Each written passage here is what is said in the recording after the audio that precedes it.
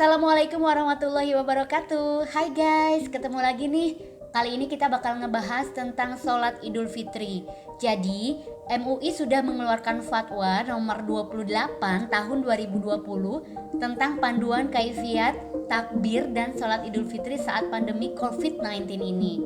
Ada beberapa protokoler sih ya untuk daerah yang berbahaya ataupun yang tidak berbahaya bagaimana sholat Idul Fitri dilakukan di daerah tersebut. Tapi kali ini kita bahas tentang sholat Idul Fitri yang dilakukan di rumah. Pandemi COVID-19 ini akhirnya membuat kita terpaksa harus sholat Idul Fitri di rumah. Nah, sholat Idul Fitri di rumah itu bisa dilakukan dengan cara berjamaah ataupun dengan cara sendirian. Kita bahas satu-satu ya guys. Untuk sholat berjamaah di rumah, maka ketentuannya antara lain adalah jumlah sholat itu minimal ada 4 orang guys, yang 1 orang imam dan yang 3-nya makmum.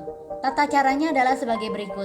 Sebelum sholat, kita disunahkan untuk memperbanyak bacaan takbir, Allahu Akbar, tahmid, Alhamdulillah, dan juga tasbih, Subhanallah wa bihamdihi. Kemudian sholat dimulai dengan menyeru asy-sholatu jami'ah tanpa azan dan iqomah. Lalu niatkan sholat Idul Fitri yang bunyinya usolli sunatal idil fitri rok'ataini makmuman lillahi ta'ala untuk yang makmum, sedangkan untuk yang imam usolli sunatan idil fitri rok'ataini imam lillahi ta'ala. Setelah kita berniat sholat Idul Fitri seperti biasa, lakukan takbiratul ihram. Setelah takbiratul ihram ini, mengangkat kedua tangan sambil mengucapkan takbir Allahu Akbar sebanyak 7 kali guys. Ini di rakaat pertama ya. Nah, di antara takbir-takbir yang ketujuh itu kita harus membaca Subhanallah walhamdulillah wala ilaha illallah wallahu akbar sampai 7 kali ya guys. Kemudian baru membaca surat Al-Fatihah dan dilanjutkan dengan membaca surat pendek dari Al-Quran. Ruku, sujud, duduk di antara 2 sujud dan seterusnya sama dilakukan seperti sholat biasa. Pada rakaat kedua sebelum membaca Al-Fatihah,